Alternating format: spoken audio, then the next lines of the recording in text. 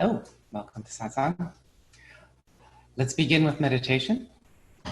We will sit for one song, focusing on the heart chakra. Sit up nice and straight. Let's begin.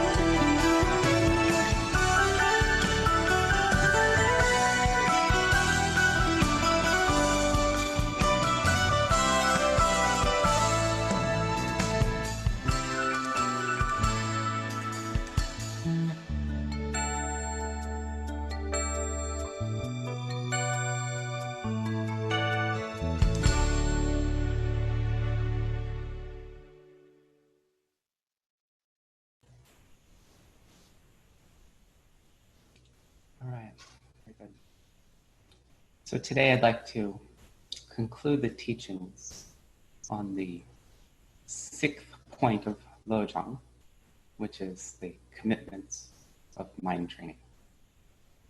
So it's important to recognize when we talk about commitment to mind training, that this is a commitment first and foremost to yourself. First and foremost to your enlightenment, to your empowerment, to your spiritual liberation. So when we think about commitment to something, we have to say, well, if it's gonna make me healthy, happy, stronger, better, I suppose I could commit to it. I could, I could maybe try. Because often when we think about commitment, we think about drudgery, but it's actually work that it develops yourself, makes your life stronger and better. So it's not something to think of as drudgery. It is, you know, there's a lot of work that goes into commitment to mind training. You have to be impeccable. You have to do things in a very precise, perfect, constructive way. You have to be responsible. So if you're doing something that doesn't work, you have to take responsibility for it yourself. Right? There's no excuses in commitment to yourself. Like something fails and then you go, oh, it was somebody else's fault. Oh, I don't care, whatever. No excuses. You have to take responsibility. You have to do the work. Whether it is in meditation and mindfulness, or in your exercise and diet, or in your career. So it's very important to recognize that the commitment that we talk about in mind training is a commitment to your enlightenment, your excellence, your empowerment. And it's very, the commitment to mind training is very much a feeling of success and victory. It's not a feeling of, oh, this is something heavy and difficult that I'm going to fail at. It's something where you're like, wow, this is really working, and I'm going to really push harder, and I'm going to be excellent and perfect. So that's very important. So, so when you're working on anything in the beginning, it's a little tough, but you have to be committed. And if you are, then it brings you to this very empowering condition of awareness, condition of personal power. And then once you see that the commitment to personal discipline works, then you can start to open your awareness to others. And when you open your awareness to others and you have a commitment to others, then it's a lot more power. So I want to tell a story of Thornton and Ruthie Blackburn. So they were slaves maybe 30 years before the Civil War in Louisville, Kentucky. And so Thornton, even as a little boy, he would tell his mother, "Mom, I'm going to be a free man." And she's like, "That's nice, son." And then he goes, and then he kept on having this dream. He wanted to be a free man. So he was always like planning, some kind of escape to go to the north. And then he's like, and then he goes, "Oh, and Mom, I'm gonna take you with me." And she's like, "Oh, okay, that's nice." And then he met this woman, Ruthie, and he fell in love with Ruthie, and they got married. Now, Thornton and Ruthie, they were owned by two different owners, but somehow they got married. And she was a nursemaid, and her owner was an older white gentleman. And he passed away. When he died, he was in debt, and he had very few assets. So they had to sell all his land and his slaves. So they decided to sell Ruthie. And so Ruthie was beautiful, which is not a good thing for a slave woman, right? So they were going to sell her kind of into sex trafficking. And this is where Thornton had to make a choice. So Thornton had always had this commitment to being free. And then he was like, whoa, his wife was about to be taken away to New Orleans and put into a horrible life. So then he said, all right, it's time to do it. So he saved up, he was saving up his money this whole time. Never, he was just any little bit of money he could save. He was saving it for this trip to freedom. So he got a barber to write these fake papers, which were traveling papers. So back then, Black people couldn't travel unless they were under orders from their master to go travel somewhere doing some errand, or if they were free. And he got some traveling papers written by some guy who said he knew he could do it.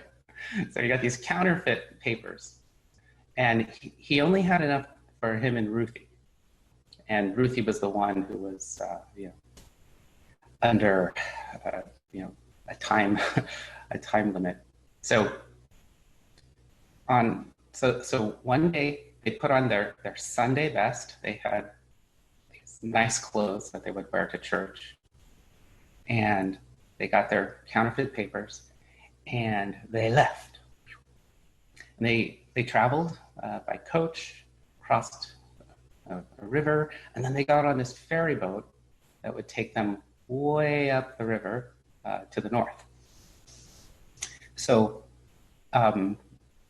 they were going, and they had several times where they got stopped and they had to show their papers, and the counterfeit papers worked, and they got lucky, because if they had gotten caught, they would have been, sent back. They would have been arrested, jailed, and sent back to their owners, and probably, beaten for running away. So they luckily made it to the north, and then they were free. So now Thornton, this was a commitment he had all his life. He wanted to do this, and then he came to this awareness that he had to be more than just committed to doing it for himself, but he had to do it for someone else. And then that's where he got the power to actually step forward and do it. So that's good. And then a few years later, then Thornton, he left Ruthie in the north, and he went down back with new papers.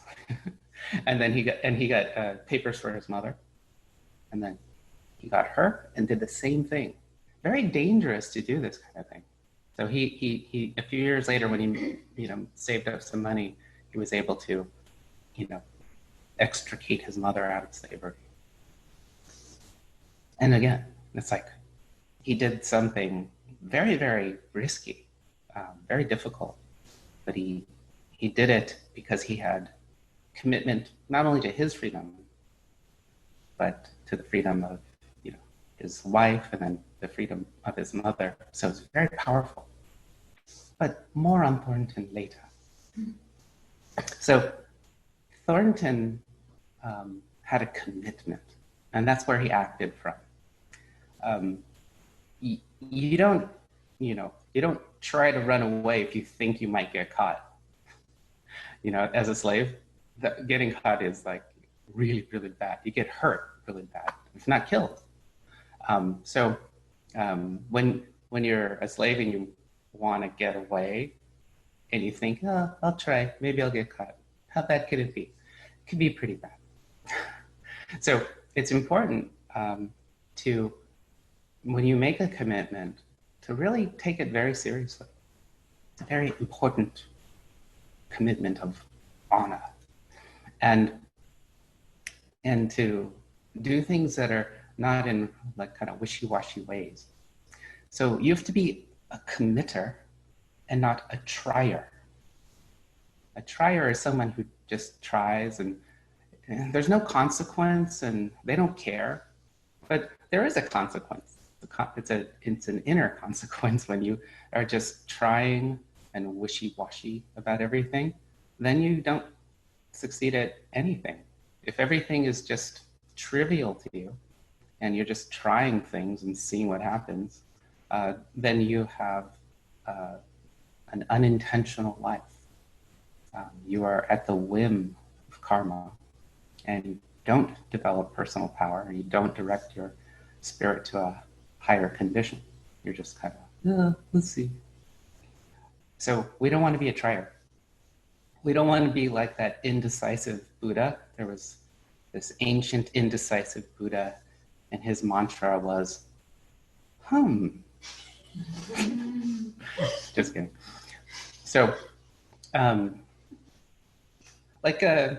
in business, right? We don't want people to try when we're working with people in business.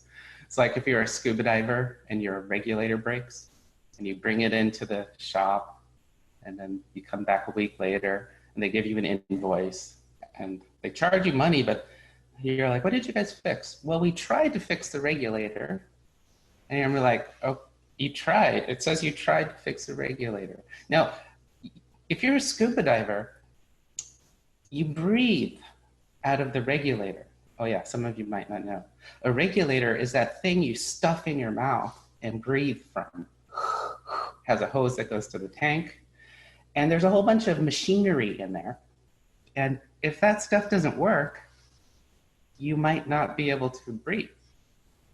So if you have a scuba shop that tried to fix your regulator, then you go scuba diving and then it stops working, it could be problematic. So we don't like to deal with people in business who try.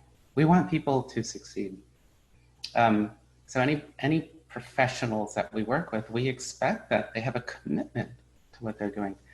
So this man was shopping. He runs into his doctor and he goes, oh, hey, doc, how's it going? And his doctor goes, really good. Hey, I've been trying to get in touch with you to tell you something. I've got some good news and some bad news. He goes, oh, what's the good news? And he goes, well, the good news is that you have a year to live. And he's like, what? He's like, that's terrible. I can't believe it. And then he goes, well, what's the bad news then? And the doctor goes, well, the bad news is I've been trying to reach you for a year.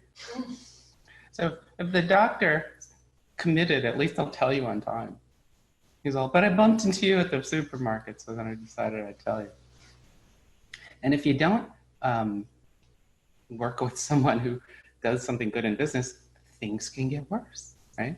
So we don't like to work with people who are uncommitted to what they do. Like a mechanic, right? You're like, oh, my left blinker isn't working. My turning indicator is not working. And then they go, oh, I was trying to fix it and then I broke your engine, sorry. I tried though, I was trying to fix that and then I broke the other thing. So in business, we can't deal with that. We don't want to engage with triers. Engaging with triers in life never works out. People are so wishy-washy. They're all, oh yeah, I'm gonna try something and see if I like it.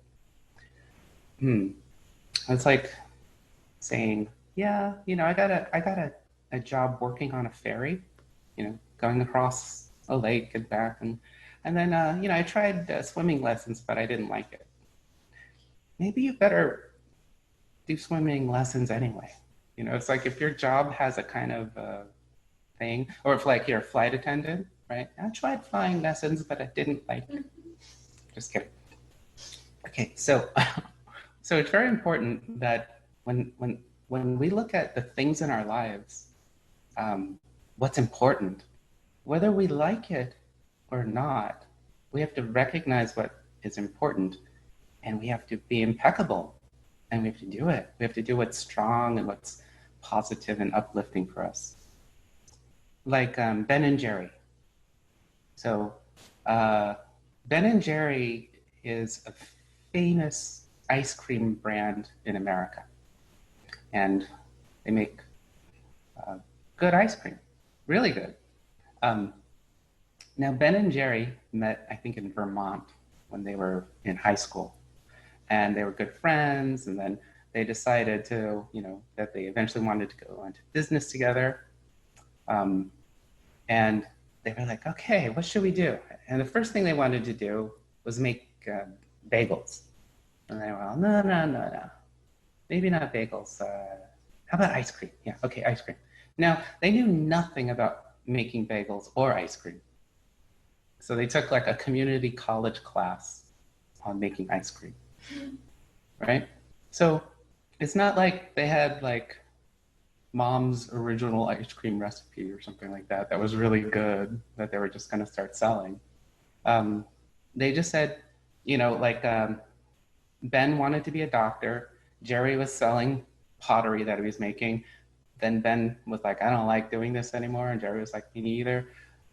Let's come together and make a business. We have to do something for livelihood. Let's do something together to be successful. And then they committed to it. And it wasn't something that they knew. It was something that they committed to, learned how to do, and ended up being very successful doing. So when we're thinking about, what do I want to do? We don't just try doing things. We have to commit to something, whether we're good at it or bad at it. If you commit to it, eventually you'll be good at it. And if it's important, then it's important whether you like it or not to do what's important. That's what we have to commit to. Commitment is the choices that you're making. So you might be like, I haven't committed to anything. Well, you've committed to binge watching Netflix or something like that, right? That's a commitment. It's the choices that you're making. And, the actions that you take, what you do, is what you're committing to. You commit your attention to what you're doing, what you're thinking. Buddha said, we are what we think. All that we are arises with our thoughts. And with our thoughts, we make our world. So whatever you're thinking, whatever thoughts and feelings you have running around in your head, you're committing to that. That's your commitment to your experience of life. Now, if it's a big, undisciplined mishmash of things that just come up and down and you're just trying and failing and doing a little, then your commitment is weak. And then the thoughts and feelings going around are just rampant and undirected. And your experience of life is wishy-washy.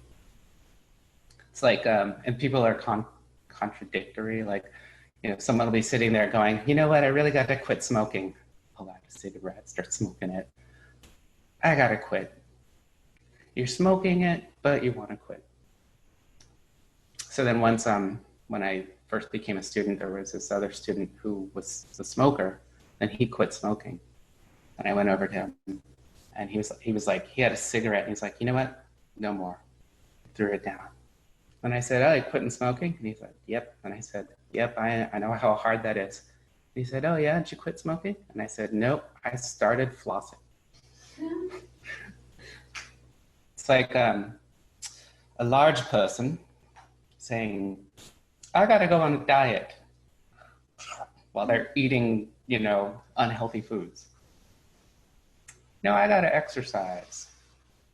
Tomorrow I'm gonna go on a diet. That means up until 11:59 tonight, I can eat pizza and burgers. Then the next day, a nice fruit cup for breakfast, then boiled chicken breast for lunch. And then by dinner, you look at yourself in the mirror, didn't lose any weight, so then you get depressed and you just eat more. I mean, that's what, this is the mentality of a lot of people. They go into ideas and dissatisfactions, but look at what you're doing or look what you're thinking. And that is the world that you make. So we have to not be a triad. You have to be healthy, eat healthy, meditate healthy, direct your mind with mindfulness and compassion in a healthy way. Develop your career in healthy, positive, constructive ways.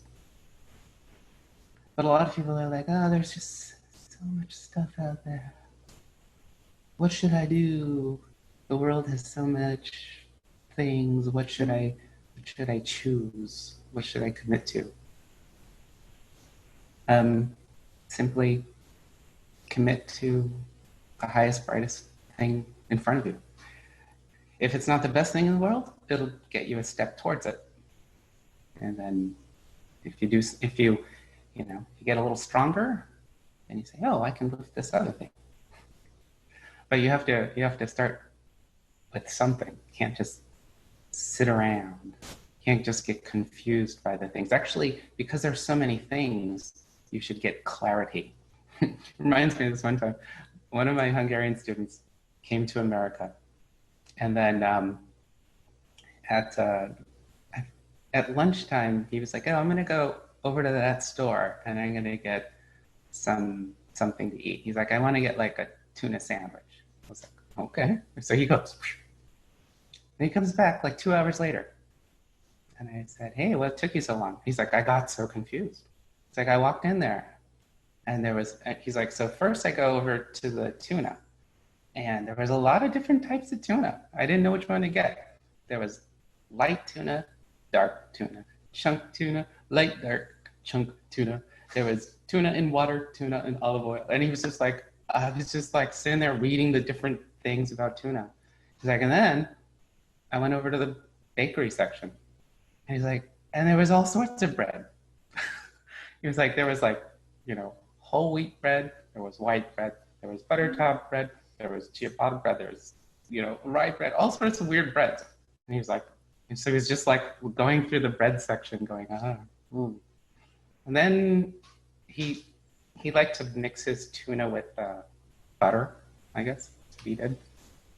And then he goes, okay, so then I went to the butter section. It's like, there was raw butter, there was sweetened butter, there was unsweetened butter, there was margarine, there was, gluten-free butter, and gluten-free bread. So he spent all this time just looking at all these just different products. And he said, in Hungary, if I wanted a tuna sandwich, there wasn't all these choices. There was just bread, tuna. It was like, the question wasn't all these choices. It was like, do you want to have a tuna sandwich or not? So he was just like, all these different things. He was like, I don't know what to do. So then I was like, oh, so what did you do? He said, well, then I left and got a pizza. So, so with all the confusing things around, you shouldn't waste time and attention. It should be clarifying for you. A good pizza works, and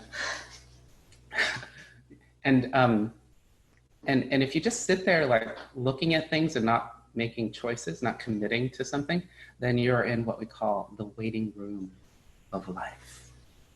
And there's this famous Zen master.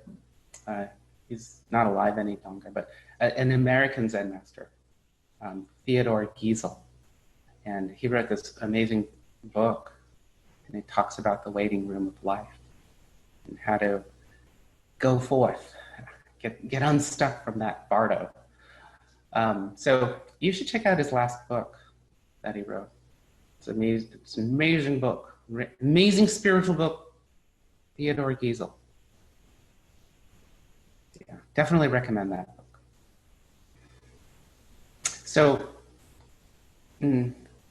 there was a very, very famous enlightened teacher in India in the 1800s, Ramakrishna. And Ramakrishna said, if you want to dig a well, to reach water, don't do a little bit over here, dig a little here, and then go, oh, no. Maybe I'll dig a little over there, and then maybe over there, right? He said, commit to one spot and just keep digging. And then you'll eventually hit water. But if you just keep doing a little bit over here, a little bit over there, you're not committed to one location, one spot, then you won't ever reach the water. So they say this in Taoism too. They're like, hey, any one way of anything brings you to the essence of the way of everything. Isn't that great? So when people sit there going, well, maybe I should do Tai Chi or karate, Taekwondo or Iaido, because I want to learn martial arts, but I don't know which martial art is best. Anyone. You can do anyone. But you have to take one martial art and commit to it. Then you develop yourself. There's a book called Zen and the Art of Archery. And in this book, this Western guy is going around Japan, and he sees these Zen masters who are meditating, and he thinks that's like really, really high. And he finds an archer who also practices Zen and meditation, but he has this practice of archery. And he says, well, I don't get it, like I see you meditate, and that's like the real spiritual thing, but well, what about your archery? And he says, no, it's the same as meditation. And he says, how? And he says, well, in meditation, you sit down, you stop thought, and the self is gone. And in the Zen art of archery, when you're about to shoot, you have to still the mind so that the self is gone, so that you are not the person shooting, so that you are the bow, the arrow, and the target. He kind of said, be the arrow, right? And then his demonstration of that is that he brought this Westerner out into his archery range at night, and the target was 100 feet away, 30 meters away. And he just stilled his mind, picked up the bow, and he shot, and you hear this. And then they walked over, and he hit a bullseye. So he was showing that there's a greater awareness than just the physical when you can stop the self. So mastery in any one thing brings you to the essential awareness of all of existence. So this is important when you get confused with, well, should I do this or should I do that? Do something. Pick a spot, dig a well. Yeah, so you have to make choices. You gotta make choices. Buddha said, if you sit in the world, you sit in the dark. If you sit in meditation, you sit in light. Your choice. And so we want to sit in meditation in everything that we do, whether it's archery or career or meditation.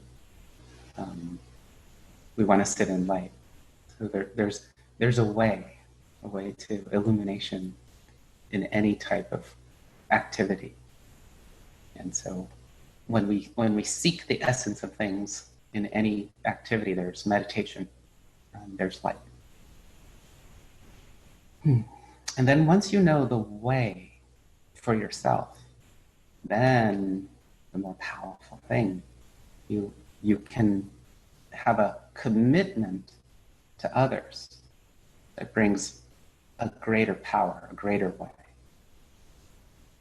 So long ago in China, there was a general with a sizable army, a sizable force that he was leading. And he was kind of on the eastern edge, going to defend against, one of the rivals. And while he was marching out on the eastern edge, close to where the battlefield was, his army camped next to a medium-sized kind of city, or I guess a small city, big village. And he was sitting there watching, and he looked at the people in the village and saw them going about their day, and looked at some children playing. And then the next day, he went just a few li outside of city, like a mile or so. And he set up on this battlefield. But then he got orders from the emperor, far, far away. And the emperor said, he said, well, we heard that the forces of the enemy are much bigger than what you have. So we're just going to bring all of our armies back to guard the capital. So he had the orders to return to the capital. And then, but he knew that the enemy was going to attack from the east. And so he thought about the orders and he said, no, because he knew his way of impeccability. And then he had a thought of the village. And he was like, if I leave, then definitely the village will be, destroyed. And he said, I have a commitment to the emperor, but also the people of the land. So he goes, I'm going to stay. So he keeps his army there. And then the opposing army comes in from the east onto the battlefield, and they're many times bigger than his army.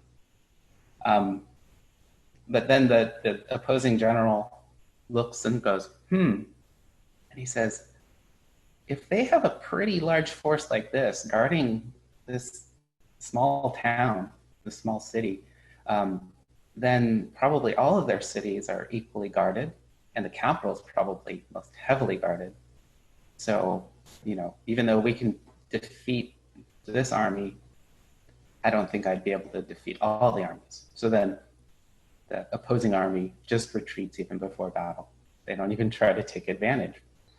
So this was a good move. It was kind of crazy, but there was a super kind of power that came from that selflessness. So selflessness, like commitment to others, when you have that, something magical happens. Like that would never make any sense. But this guy had this selflessness, and because he did it, it changed the way that things went in a way that worked out very beneficial. So there's a certain magic, a greater magic that comes from commitment to others. And it's very powerful and very inspiring. So remember Thornton and Ruthie? So when they got off the ferry up the river, they were in the north and they traveled all the way up to Detroit. So they stopped off in Detroit and they were like, all right, this seems like a good place to live. We can stop here. And in Detroit, they were just kind of living, met people, told them their story, and people are impressed by their story. They're like, wow, you guys did something super dangerous, very amazing. And there had been some other freed slaves who had come up and they met them too. Everyone was, impressed with their story. And then this slave hunter came from the South, and he was kind of like a bounty hunter. So he had a bunch of pictures of people or drawings of people where he would get the slaves and bring them back and get a reward. So he comes up to Detroit and he finds them, and he says, "Oh, you guys are slaves." So he grabs them and he tries to bring them back to the South. But then the sheriff comes over and the sheriff goes, hey, wait, we have to have a trial here and things like that. So they're put into jail. And then, they have a trial. There's a trial on a weekend. And at the trial, there's a whole bunch of people who show up in support of Thornton and Ruthie. And then there's the city attorney who's, supposed to prosecute them, Alexander Fraser. And he's like, working through the law and things like that, working with the judge, and then they have a defender. But the law states that you know, if someone lays claim to a fugitive slave, they get to take them. So he's like, okay, guess we have to take him. So the sheriff decides that he's gonna have them, you know, shipped off on a Monday because he sees there's a lot of support for them. And he goes, well, everybody will be working, so you know, maybe it'll be quiet and people won't get so upset. And the next day on Sunday, these two women come, two freed Black women, and they come to the jail. Now, Ruthie is in one cell and Thornton is in another. And they say, can we meet with Ruthie and pray with her? And so the sheriff says, yeah, okay, sure. And then they go in, they pray with her. And then the next day, the sheriff comes in, gets Thornton out, goes to get Ruthie out, and then he finds that Ruthie is not Ruthie. So one of the women, they changed clothes and she snuck out. And then she was gone out of the town. And then the sheriff saw, oh, shucks, that was clever. But he still had Thornton. So Thornton, you know, gets in this carriage with the sheriff, and they're going down to, you know, ship him down the river. And then this like crowd of, I don't know, hundreds of people show up, and then they go, "Hair!" and they grab him and pull him out, and then they rush him up to the north, and there's a ferry that takes him across to Canada. So they escape. Dun, dun, dun, dun. That's great. So people in Detroit were like extremely like inspired by the story of Thornton and Ruthie, of, you know, really Thornton's commitment to, you know, be free and also to free his wife. So this was something like really crazy, like, you know, like all these people came and just took him away. So this was something that we can see when we see like a honorable, like righteous commitment to something, then it's inspiring, and it really inspires people with support. So it's very beautiful. And I think this is like something that's very important, even when we consider like work. Like, but I read something in America, 13% of people polled said that they love their work. 23% said they hate their work. And 63% said, yeah, they just go to work. Because, you know, got to pay the bills. Don't like it, don't hate it, just do it as a means to an end. But the people who liked their work, people who really, really enjoyed their work, they had a commitment not just to themselves. They had a commitment to something bigger. Maybe to their coworkers, maybe to the field of study that they were in, or to their customers. So they weren't doing it. They weren't doing their work just for themselves. That's not what made them love their work. They all had this additional thing, a commitment to another. And this is something that we as job yogis try to, you know, bring into our work, to love our work, to make our work not something we hate or not something we just do. But we want to be like doing our work and getting enlightenment, love, and power out of our work.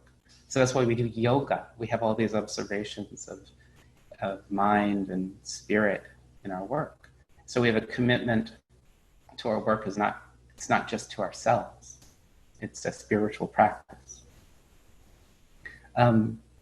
But commitment to other people is a way to transform your work as well. There's a company I was reading about.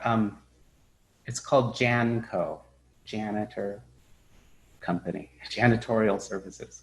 And they're out of Cincinnati. So Janco was made was founded in 1972 by Jim Miller. And he's just like, hey, I'm going to start a business. So he starts this janitorial service business, like cleaning up for companies. And he builds the business. And then, he builds the business to the point where he's a millionaire. And he's a millionaire. He's making, he's living a good life and struggling, building, developing the business. And the biggest thing that he noticed with his business was that he had a lot of turnover with employees, or he had a lot of employees that just wouldn't show up, things like that. And then he started to like think about it, and he's like, why am I having so much trouble, keeping good employees, having people show up on time, things like that. And he's like, well, for janitorial services to be competitive, I can only pay, this much. It's not like I'm hiring people for the highest salaries here. And then he said, well, let me go and talk to some of the people who didn't show up for work, or, who ended up quitting after a little while. So he goes to the other side of the tracks, as we say, the other side of town, to talk to people who were his employees, and they're in the bad neighborhoods. And he goes there and he looks at the neighborhoods, and then he talks to the people and sees their situations, and they're struggling with all sorts of difficulties, like, trying to, keep the lights on, pay the mortgage, put the kids through school, all sorts of things. And so then he hears their difficulties, and then he says, you know what, I'm gonna do something different in my company, and I'm gonna dedicate my company to the employees. So I'm gonna raise the pay, even though I'll make less, and then I'm going to really have a focus on making people's lives better. So he hired a new person called a success manager. And this person worked with the employees to find out what they thought would be very helpful in their lives. So some of them wanted to go back to school. Some of them just wanted to, buy a house eventually, pay their mortgage off. Some of them were like, yeah, if I could have transportation to work, I could actually get there, things like that. And so the success manager was working on developing their dreams and also making it so that they could come to work better. And by doing this, the employees were happier. And so they got paid more, and they had these very powerful examples of management wanting to helping them to develop themselves. And then Jim Miller, who was, he was this guy who made a successful business for himself. He all of a sudden was very, very happy. And he was very, very, like, he went from just building a business because it made him money. And that was it. That's what he said. He's like, I just did it to make money. And then he went to having a commitment to his employees. And then he was happy and inspired. And then he went and made more sales. And then he was able to hire more people. And then he was able to have more success managers and, see people's dreams come true and things like that. And then he grew his business exponentially. So he had about 20 years where he was making $1 million. And he was like, oh, living pretty comfortably. And then when he started this commitment to the success of his employees, then it boosted. And he was able to increase his business to he ended up making $60 million and hiring many more people. So this commitment to other people, it makes you like wake up. It makes you be alive. There's more in it for you than just money for you. It's more than just the tasks. The commitment to others is something that makes things much more powerful. Much more powerful. Now, when people are facing work to do, they're often looking at, what does this mean to me? What does this mean to me? And then you say, well, there's trouble, and then there's treasure. There's risk and reward.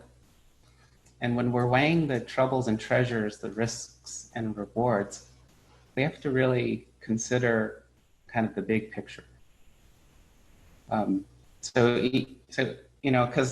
for Jim Miller, when he's looking at his company, he's like, well, I'm comfortable, been making a lot of money, doing just fine. And then he's like, and if I'm going to go out and help all these, stick my neck out for the workers, pay them more, take a loss myself, and do all this stuff, he's like, it's more trouble. And should I do this thing that causes more trouble? And then he said, yeah, because in the end, there was more treasure for him. So a lot of times when we're looking, before you actually tackle it and see that taking on risk brings greater reward in your work, you look at the trouble and you say, oh, it's very off-putting. This trouble is very difficult. So, you make a mountain out of a molehill, we say, right? You take something that's small and you make it big in your mind. But then if you are committed to it, you go beyond it. If you commit yourself, you go beyond that. So I remember when I was first learning computer programming, I was afraid of it. I was like, well, my computer. I had a lot of fear. I was like, I had a lot of fear that I couldn't do it, and that learning programming was just this scary thing to me. And I kept working on it. And I remember there was kind of a pivotal moment. I had a dream. And in my dream, there was this giant monster, and it was computers. It was a giant computer monster, but it didn't look like a robot or anything. It looked like a mountain, and it was like coming at me. And I was like, oh my God. And then I said, I stood up to this mountainous computer monster, and I was like, I'm committed. I'm gonna fight you and win. And I did a chop at it. And then I don't even remember if I hit it or anything, but it just crumbled. And it was kind of like this big blanket fell, and there was something moving around in the blanket. And then I opened up the blanket, and it was like a little hamster, like a little fuzzy, cute rodent thing. And it was just all, and then I woke up from that dream, and I was like, wow, I really faced this great fear that I had. I had taken this cute little, fuzzy critter, and then it was this giant monster, and then I faced it and found that it wasn't so horrible. So then when I was, doing my computer programming from then, I had gotten over this fear. I'm like, no, let me not make this a big thing. Let me not add to this my thoughts of I can't do this, or I don't have a background in this, and this is not for me, or I'm a person who does kung fu and acupuncture kind of stuff. So I'm like, let me not think that. Let me just take this as it is. And then I was like, and then I had a better attitude, and it was easier for me to make progress at that time. So when you're looking at the troubles and the treasure, don't inflate the troubles. Yeah. And then the treasure is good. So like I said, Thornton and Ruthie Blackburn, they escaped Detroit and went to Canada. Now, in Canada, they didn't have any law about taking, slaves from Canada back down to the south of the United States. So they were like, okay, now here we're really free. This is great. Except, so they were in Toronto, and the mayor of Detroit wrote the mayor of Toronto and said, you know what happened? This terrible thing. Like, we were following the rule of law, and then your Blackburns incited a riot. And that is just unacceptable. So you have to send them back to us. And so the mayor of Toronto arrests them, and they're sitting in jail again. And the mayor of Detroit is like, you have to extradite these criminals for trial here. And so they're like, oh my goodness, can we ever get a break? All right. Then the city attorney, so they're having a trial to discuss the extradition. So it has to be approved in the Canadian court. And then the city attorney from Detroit, Alexander Fraser, comes up into the court. And then they're like, oh my God, he was the guy who, originally said that they had to, go back down to the south. So they go, oh, this guy, he's here to argue for the city of Detroit.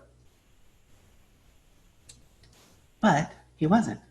So he actually was there to argue for them. And when he was, when he was doing the trial in Detroit, he just couldn't do anything because of the law. But they later found out that he was one of the organizers of, this was like the secret. He was one of the organizers of the riot. So he goes over to them in Canada and he goes, they couldn't have organized this riot because Ruthie had already escaped the night before. So she didn't organize the riot. And then Thornton didn't do anything. He got pulled out of a carriage and then sent on a boat. So they didn't organize the riot. They didn't incite it at all. And then the Canadian court goes, you're right. And then they say, but, they should still stand trial in Detroit. And then if they stand trial there, then they should be found not guilty there. And then they say, okay, so that's what we're going to do. And then Alexander Fraser just keeps, arguing. And then they come to this realization. They're like, well, if we send them there, whether they win or they lose, even if they win and are found not guilty, there's a law there that will send them back to the South, so back to slavery. And then they say, that's not a fair deal. What are we going to do about that? We're going to send these guys to something that's what they consider in Canada cruel and unusual punishment. So they were like, this is not right. This is incorrect. We can't do this. So that created kind of a precedent that the Western world ended up following. It was that court case where they were like, you should go back for every reason except it would be to a bad situation. So this became the way of law in the US, also in Western Europe, where you can't extradite someone to a country where they're going to be tortured or something like that. And this was the case that created the precedent for that. So it was interesting because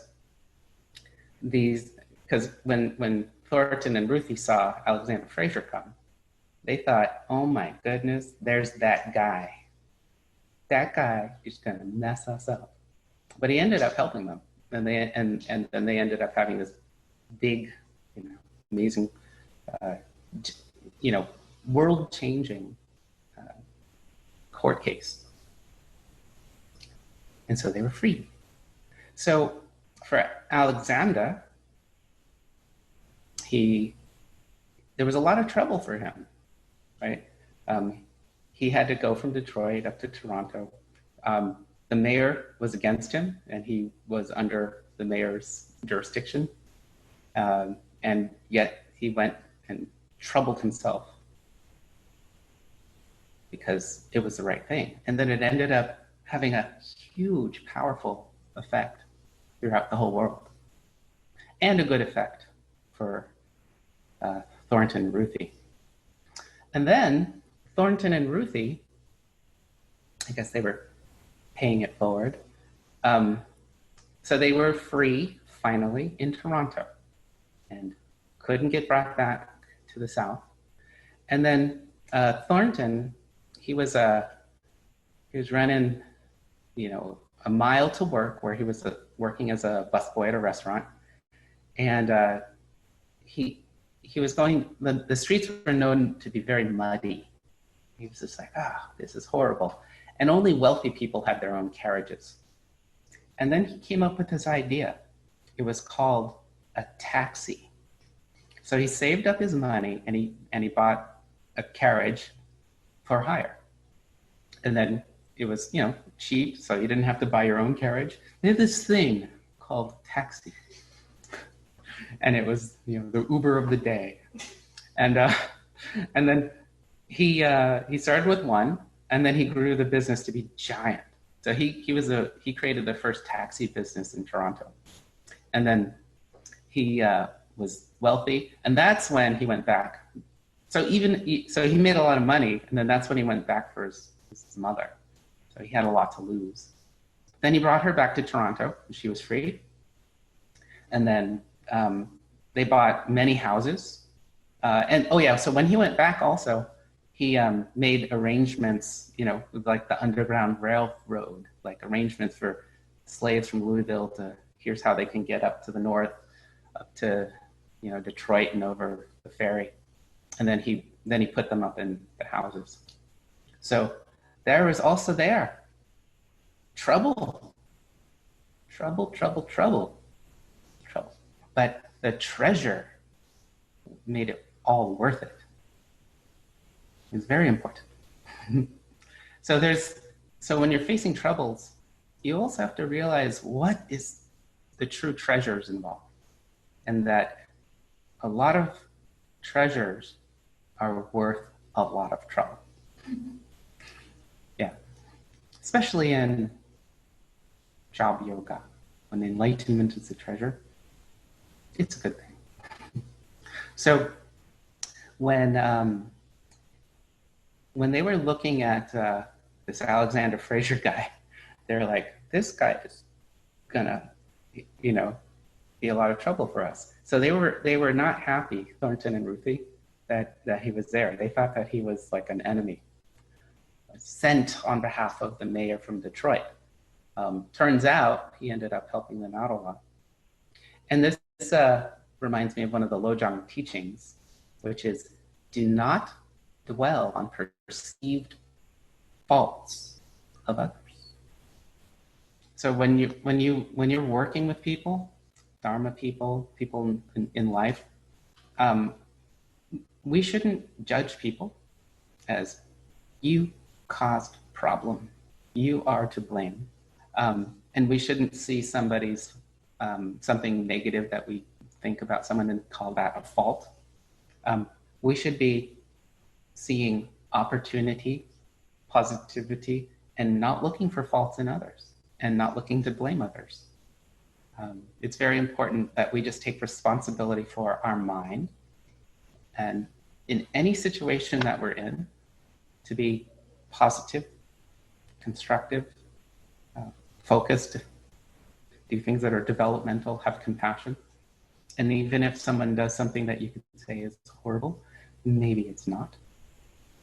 It's very important. There's a story back in China.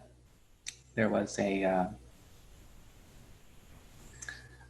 a man who lived in a village, and he hated the village life. He just always got upset with people. It's too noisy. He didn't like having to work. And he was just like, oh, I hate this village life. And then this Taoist hermit came through and just sat there, meditated. People made offerings to him. And then this man watched him and said, wow, he's so balanced and peaceful, such a good guy, and such a nice life. And he said, I want to follow him. So then the hermit left, and he followed him and was just following his way. And the hermit didn't say anything to him. He just was living his Taoist life. And then this man started living the Taoist life. He's like, wow, this is great. I'm very happy with this. Then after a little while, he's like, well, it's cold at night. And I don't like that, we don't have a house. And I don't like this. And I don't like that. So he starts like, he builds this up until he hates the Taoist master. So he's like, I hate this Taoist hermit in this way. He's just sitting there all upset, mad about everything. And then the Taoist hermit looks at him one day and says, village way. That's all he says to him. And he's like, what do you mean village way? And then really what he was pointing out was when he was in the village, he had dissatisfaction and he hated it. And then now he's doing the spiritual life. And then he has the same dissatisfaction of life, whether he's doing it the village way or the Taoist way. And recognizing that he had dissatisfaction here and there. He was looking at fault in people in the village, fault in the Taoist master. And he was like, oh, and he let go of all of his dissatisfaction, let go of seeing any fault. And then he attained the Tao, as they say. So when we're dealing with other people, we have to have very, very positive thoughts about others. And if you see a problem in another person, you have to say, they say in the Lojong teachings, this is not that other person's fault. This is a fault in my own outlook. I am like those who saw the Buddha and blamed him. Because in the time of the Buddha, there was a lot of people who said, Buddha's a mean person. He doesn't have any hair. He's mean. He's bad. There was a whole bunch of people who disagreed with him, didn't like him. So we have to say, oh, and they were deluded. I don't want to be a deluded person who gets mad at, a Dharma person. So when we see faults in others, we want to let go of those things. We want to be committed to, enlightenment within ourselves and others. So if you look at, Alexander Fraser, he came to help Thornton and Ruthie, but they thought it was bad at first, right? At first they're like, oh my goodness, this is bad. But Dharma people often are able to help you in beautiful ways. So if you look at everything, even someone who seems like a bad person, something good can come out of it. And even if they have bad intent, then something good can come out of it. Which reminds me of, so back during the Manhattan Project, where America was making a nuclear bomb, the atom bomb, there was a European, there's a Polish scientist working in Los Alamos, and his name was Rotblat, Dr. Joseph Rotblat or something, and he started thinking, what am I doing here? He's like, I love peace. I went into science to do peaceful things, to help the world. And now because I was a good physicist, I've been pulled into this project to make weapons to destroy others. So he, he had a lot of trouble. He was talking to, one of the officials in charge, and he said, "I don't think I want to do this anymore." And then the official pulls out this big dossier on him and says, "If you don't want to do this, we have all of this, all these papers that say you're a spy, and then you'll go to prison." And he's like, "You guys are mean." And then he goes, "Okay, I guess I'll stay around for a little while." And then he decides, he finds this way where he can escape, right? Escape the American scientists, escape the Manhattan Project. And then he's talking to another scientist, and the other scientist wants him to stay. And he's like, "I think I need to get out of here." And he's like, "No." He's like, "You should stay." And he starts telling him all these reasons. It's logical, and don't think about it. It's killing a lot of people. Thinking about it, it's ending the war, and things like that. And then he finally says, "I mean, why'd you get into science in the first place? You wanted to have an impact, and this is the biggest, most powerful project on the planet right now." And then, even though this guy wants him to keep doing something that's against his conscience, he thinks about that question. He's like, "Yeah, why did I get into science?" And he thinks back to his first science experiments and that feeling of discovery and really the intention to help people. And then that did it for him. He's like, "Thank you for that." And he goes, "I'm leaving."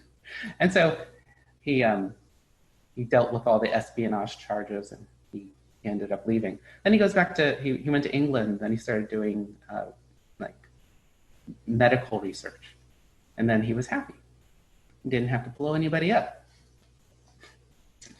So the Dharma, so there's Dharma friends, and then there's also Dharma that comes from someone who you could say is false or wrong. And then and even in false and wrong situations, the Dharma sometimes exposes itself. So do you guys know Satchel Paige? Satchel Paige was one of the most famous baseball players of all time. But this was a long time ago, in 1923, in the Negro Leagues. So back then they had regular baseball, then they had black baseball.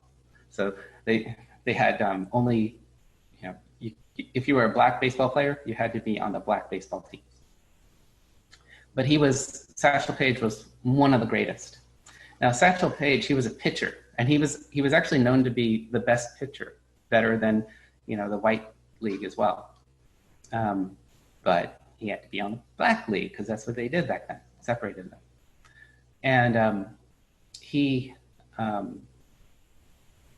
had this experience when he was 12 that totally changed his life. So he had grown up also in Louisville, Kentucky, and he was just hanging out with kids and doing all this stuff. Now, one day they got into the kids in his neighborhood got beaten up by a bunch of white kids from a local school, high school. So they were younger kids, and they got beaten up by these older white kids. So this happened a couple times. They got mad, and what they did was they decided to ambush these kids leaving their high school.